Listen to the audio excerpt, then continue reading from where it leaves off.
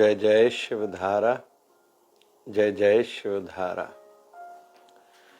आध्यात्मिक जगत में दो बातें सिखाई जाती हैं।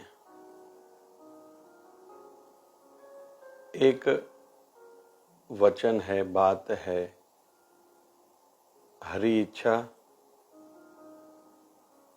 और दूसरा वचन है, दूसरी बात है प्रभु कृपा। हम सब रोज अनुभव करते हैं, रोज की जिंदगी में कई अप डाउन्स, उतार चढ़ाव आते रहते हैं और आगे भी यही क्रम चलने वाला है। और दूसरी दृष्टि से हम माने तो जैसे पद, प्रतिष्ठा, परिवार, पैसा, पढ़ाई, आयु बढ़ेगी, समस्याएं, उतार चढ़ाव बढ़ेंगे। और आयु बढ़ने के साथ अपने शरीर के रोग बढ़ते हैं, जिनका संयमित और योग वाला जीवन अगर नहीं है तो, और समय पर जिन्होंने अपनी स्वास्थ्य पर ध्यान नहीं दिया है तो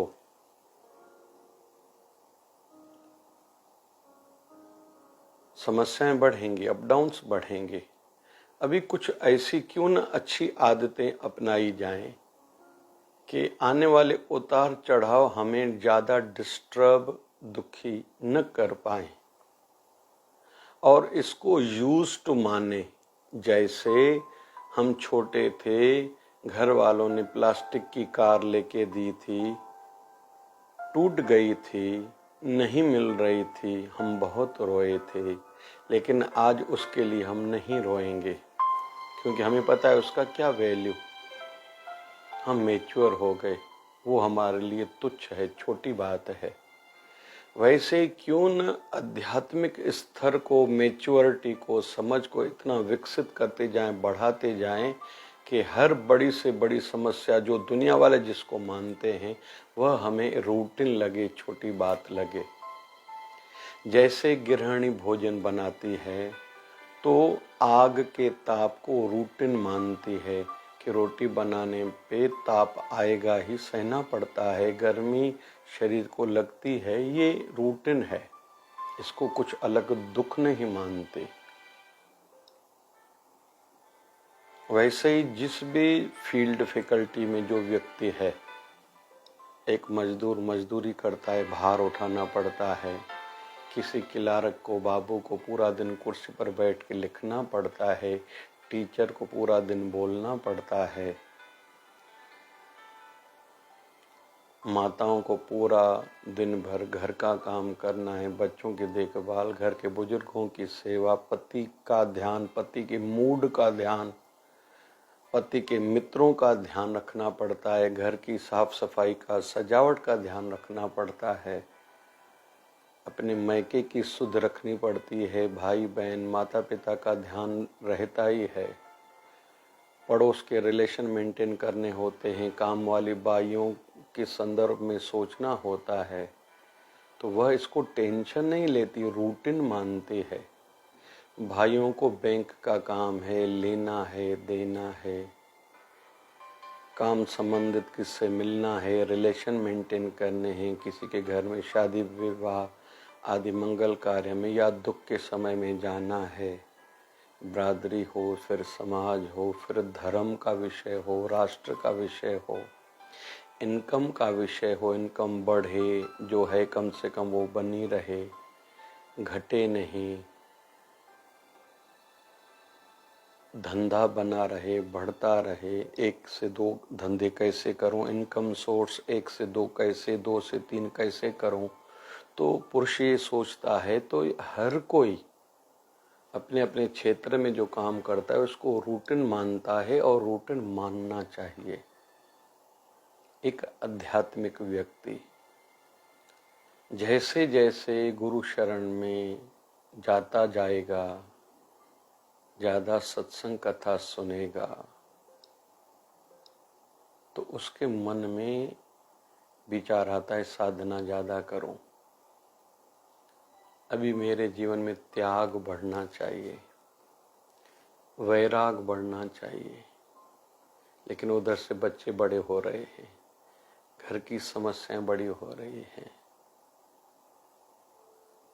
कभी धन की तकलीफ है, कभी तन की तकलीफ है, कभी पारिवारिक तकलीफ है, यह भी उसी समय बढ़ते हैं, कम नहीं होते। उसी बीच में उसको आध्यात्मिक तरक्की की, उन्नति की चिंता सताती है।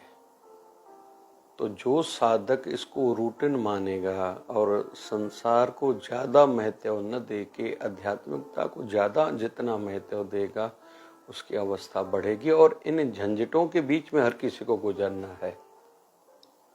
जैसे आज कोई डॉक्टर है या कोई इंजीनियर है, कोई सीए है, कोई आईपीएस ऑफिसर है, जो भी जिस भी प्रोफेशनल फील्ड में है, उस सब ने फर्स्ट से लेके मैट्रिक तक वही पढ़ाई की है। स्कूल कॉलेज अलग हो सकते हैं, सिलेबस थोड़ा बदल जरूर सकता है, पैटर्न चेंज हो सकता है, स्टेट बोर्ड का अलग है, सीबीएसई का अलग है आदि, लेकिन मैट्रिक पहले से लेके 10th तक सबने किए, 11th 12th सबने की है, फिर बैचलर डिग्री, किसी ने मास्टर डिग्री, ये सब इसी क्रम से, इसी पड़ाव से गुजरे हैं।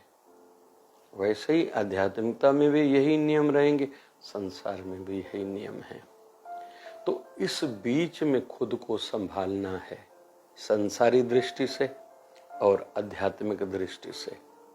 तो इसके लिए जीवन में 2 विशेष गुण अपनाने हैं। पहला है प्रभु इच्छा, जहां भी कुछ असफलता मिले, प्रभु इच्छा, जो काम नहीं हो रहा है, चिंता एक हद तक हो, चिंता को चिंतन में कन्वर्ट करना है, बदलना है, चिंतन ज्यादा करें, फिर थोड़ा चर्चा भी करें उसी बिंदु पर। हो सकता है हमें जो नहीं समझ रहा कोई बता जाए, गहरा अध्ययन करें, चिंता नहीं, थोड़ा भगवत भरोसा भी हो, मेहनत भी हो, चर्चाएं भी हो, चिंतन भी हो, मतलब सोचना भी हो, मेहनत, सोचना भी हो, फिर प्रभु भरोसा भी हो। चौथा, थोड़ा धैर्य भी हो, क्योंकि हर काम उसी समय नहीं होता, क्योंकि हमारा जो मन है ना, उसको बहुत जल्दी है। जिस दिन मेडिकल में किसी भी व्यक्ति की, लड़का लड़की की एडमिशन हो जाती है ना, पहले दिन एप्रॉन डॉक्टर को पहनाया जाता है, स्टेथोस्कोप कंधे पर आ जाता है, उसको पहले दिन लगता है मैं डॉक्टर बन गया। अरे भैया अभी एडमिशन हुई है, अभी 4 साढ़े 4 5 साल पढ़ाई करोगे, फिर एमबीबीएस होगी, फिर इंटर्नशिप होगी, फिर एमडी की इंटर्न होगी, फिर एमडी करो 3 साल लगेंगे, फिर डीएम की इंटर्नशिप होगी, फिर डीएम जब करोगे तब जाके तुम बड़े डॉक्टर बने। फिर अभी तुम्हें खुद को सामने ऐसा प्रेजेंट करना है, तुम्हें कुछ आता है, परिवार वालों ने जो तुम पर इन्वेस्ट किया है उसका रिटर्न देने का समय, फिर दवाखाना कहाँ आए, कहाँ से आए, फिर या तो कहाँ काम करना है, वहाँ का वातावरण, फिर मैचिंग विचारों की हो, काम करने के तरीके एक दूसरे से मैच खाते हों, तब जाके 5-10 साल के बाद गाड़ी स्पीड लेना शुरू करती है। इतने में फिर मंगनी विवाह हो चुका होता है, बच्चे बड़े हो रहे हैं, यहाँ का प्रॉब्लम, वहाँ का प्रॉब्लम, माँ बाप बूढ़े हो रहे हैं, भाई बहन की कुछ न कुछ समस्याएं हैं, विवाह है, आदि आदि आदि। इन सब प्रोसेस से खुद ही हर किसी को गुजरना है। तो जो काम हो रहा नहीं हो रहा है, प्रभु इच्छा, सोचना नहीं है, मेहनत करनी है और चिंतन चर्चा करनी है, चिंता नहीं करनी, थोड़ा भगवत भरोसा हो, प्रभु सब ठीक कर देंगे, और धैर्य भी हो, धैर्य रखना पड़ेगा। साधना में किसी का भी पहले दिन भगवान से एकाकार नहीं हुआ जाता। पहले आप बैठना सीखो, कमर सीधी करके सुखद आसन में पलती मार के बैठो, गर्दन सीधी, आंखें बंद करके बैठना सीखो। फिर जो गुरु मंत्र मिला हुआ है अगर गुरु धारण नहीं किया तो जल्दी करना चाहिए, क्योंकि उस दिन एडमिशन होती है, पढ़ाई बाद में शुरू होती है। बहुत लोगों को ये भ्रांति है, गलत फहमी है, मैं गुरु धारण करूंगा, गुरु शरण में जाऊंगा, मेरा हो जाएगा। नहीं भैया, आपकी गलती है। अभी शेष जितना जीवन बचा है आपका, बाकी जीवन बचा है, उतना आपको समर्पण, साधना, सेवा, सत्संग, सत्कर्म, 5 बातों में लगाना है। समर्पण, गुरु जो भी कहे आपको समर्पित होना, दिमाग नहीं लगाना। साधना, सत्संग, सेवा और सत्कर्म, सद्भाव, ये 5 गुण अपनाओगे तो तुम्हारी यात्रा शुरू होगी। जिस दिन गुरु कृपा हुई, गुरु मंत्र मिला, ये ध्यान में रखना, हो नहीं गया, शुरू हो रहा है तेरा। तो चलो, जब तक गुरु धारण नहीं किया, कोई भी भगवान का नाम राम राम राम, ओम नमः शिवाय, ओम नमः शिवाय, ओम नमः शिवाय, ओम नमो भगवते वासुदेवाय, ओम नमो भगवते वासुदेवाय, ओम नमो भगवते वासुदेवाय। हरि ओम, हरि ओम, हरि ओम। जो भी भगवत नाम अच्छा लगे बैठ जाओ, जपना शुरू करो। तो पहले बैठा जाता है, फिर थोड़ा त्याग आहार में, उच्चार में, व्यवहार में, संयमितता हो, कंट्रोल हो, पवित्रता ही हो। उच्चार, विचार, आचार, आहार, व्यवहार, इसमें स्पष्टीकरण हो, शुद्धता हो, पवित्रता हो, प्योरिटी हो। धीरे धीरे यात्रा बढ़ेगी। तो अगर देरी लग रही है तो हरि इच्छा, कोई काम नहीं बन रहा, टेंशन नहीं करना है, चिंतन करना है, चर्चा करनी है, पूछो। संसार में कहीं अटके हुए हो, सीनियर्स से, बड़ों से, अनुभवियों से पूछो। वीडियो देखो आजकल यूट्यूब पे, गूगल में वो विषय डालो, सामने कुछ न कुछ लिरिक्स के रूप में सामने आ जाएगा रिटर्न, वो पढ़ो, मेहनत करो, धीरे धीरे सॉल्यूशन निकलेगा। तो जो काम नहीं हो रहा, हरि इच्छा, प्रभु इच्छा, और जो काम हुआ है प्रभु कृपा। जो भी तुम्हें संसार में सक्सेसनेस, कामयाबी मिली है, प्रभु कृपा से। मेरे केवल करने से नहीं, क्योंकि करने वाले तो मेरे जैसे कई हैं, मेरे से ज्यादा वाले भी बहुत हैं, मेरे से सीनियर से बहुत हैं। वो नहीं आगे बढ़े, उनको वो प्राप्ति नहीं हुई जो मुझे मिला है, ये प्रभु कृपा है। कहते हैं कि राम और रावण में क्या अंतर था? विश्वास दोनों में था।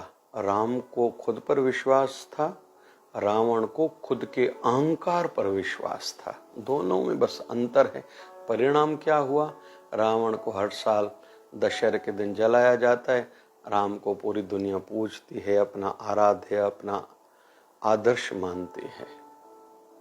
बड़ा अंतर हो जाता है थोड़ा सोच में। दोनों को विश्वास है, राम जी को खुद पर, अपने आचरण पर, अपनी सौम्यता पर विश्वास है, रावण को अपने अहंकार पर, ज्ञान पर, तपस्या पर, कुल पर अहंकार है। इतना अंतर हो जाता है थोड़ा बदलने से। किसी को दिल्ली जाना है, रोड पर गाड़ी आ गई, या किसी को मुंबई जाना है, मुंबई जाने वाला दिल्ली वाले मार्ग पर गाड़ी को केवल मोड़ दिया, यात्रा तो की, उल्टा अपनी मंजिल से दूर हो जाएगा। किसी को फिर मुंबई जाना है लेकिन दिल्ली की ओर गाड़ी कर दी, तो यात्रा तो करेगा, जर्नी तो होगी, लेकिन उल्टा अपनी मंजिल से दूर हो जाएगा। इतना फर्क पड़ता है थोड़ी डायरेक्शन या थोड़ा विचारों को बदलने से। हमारे गुरुदेव भगवान 1008 सदगुरु स्वामी शिव भजन जी महाराज, या तो भक्ति, या तो सेवा परोपकार, या सत्संग, चौथा विषय उनके जीवन में सामने आता ही नहीं था। चर्चा में या तो भक्ति करो, या आंखें बंद करके खुद बैठे रहते थे, या तो नया सेवा कार्य कौन सा चल रहा है, अभी क्या करें, कैसे करें, कितनों को लाभ होगा, या सत्संग का था, बाकी कुछ नहीं। और हमारे शिवधारा का आधार भी यही है, साधना, सत्संग, सेवा। साधना किए बगैर मन की शांति नहीं मिलेगी, आध्यात्मिक उन्नति नहीं होगी, मैच्योरिटी नहीं बढ़ेगी, तो हम लोग विचलित होते रहेंगे। साथ में सत्संग हो, कथा हो, थॉट पावर स्ट्रांग रहेगा, और फिर सेवा करेंगे तो पुण्य स्तर बढ़ेगा, और सिमरन से मन की सफाई हुई, यहाँ भी आनंद और परमार्थ की भी सिद्धि, संसार में भी सफलता और आध्यात्मिक भी सिद्धि, प्रभु प्राप्ति हो जाएगी। अभी अंत में विषय है, ऐसा क्यों करें? कोई काम नहीं हुआ तो प्रभु इच्छा क्यों? इसलिए कि अगर मानेंगे अमुक व्यक्ति ने, दूसरे किसी ने मुझे रोका है, उसके कारण मेरा काम नहीं बन रहा, या मैं ही नादान हूँ, तो दूसरे के लिए बदला लेने की भावना जगेगी, और मेरे कारण मैं सफल नहीं हूँ, मैं नादान हूँ, ना समझ हूँ, मुझे समझता नहीं है, मैं गरीब हूँ, मेरे साथ कोई नहीं है, मैं अकेला हूँ, तो निराशा बढ़ेगी। हरी इच्छा, भगवान ऐसा नहीं चाहता होगा, और मेरे कर्मों के कारण हुआ है, कोई बात नहीं, ट्राई एंड ट्राई अगेन। और जो मिला है प्रभु कृपा से मिला है। अगर कहेंगे मेरे कारण हुआ, मेरे में कुछ विशेष था, खास था, तभी मैं कामयाब हुआ हूँ, तो अहंकार आएगा, और अहंकार गिराता है। सफल होने के बाद भी इंसान असफल ही हो जाता है। और प्रभु कृपा से हुआ है तो प्रभु में, गुरु में विश्वास बढ़ता जाएगा, सच्चाई में, अच्छाई में, भक्ति में, सेवा में विश्वास बढ़ता जाएगा। मैंने सेवा की, सत्संग किया, प्रार्थना की, साधना की, गुरु का आराधन किया, परमात्मा की भक्ति की, तभी मैं सफल हुआ हूँ, तो भाव और बढ़ता जाएगा। हमारे को देखे देखे दूसरों का भाव भी बढ़ेगा। बस ये छोटे से 2 नियम जीवन में अपनाएं। जो काम नहीं हो रहा है हरि इच्छा, जो काम हुआ है हरि कृपा, बस ये 2 बातें जीवन में अपनाएं, जीवन को धन्य बनाएं। और श्रावण मास में शिव जी की विशेष कृपा बरसती है। केवल जल रोटी घर से कोई लेके जाए, हो सके तो कच्चा दूध डालें स्टील की लोटी में, ओम नमः शिवाय करके चढ़ाएं, और थोड़ा से एक कागज में थोड़ी शक्कर, थोड़े कच्चे चावल चढ़ाएंगे, धन बढ़ेगा, जीवन की खुशियां बढ़ेंगी। एक बेलपत्र लेके जाएंगे, चढ़ाएंगे, तो भक्ति और समृद्धि दोनों बढ़ेंगे। तो केवल इतने करने से हम शिव जी की विशेष कृपा प्राप्त कर सकते हैं। और चतुर्मास का पहला महीना होता ही श्रावण है, इसका पूरा लाभ लेना चाहिए। जय जय शिवधारा, जय जय शिवधारा। प्यारा प्यारा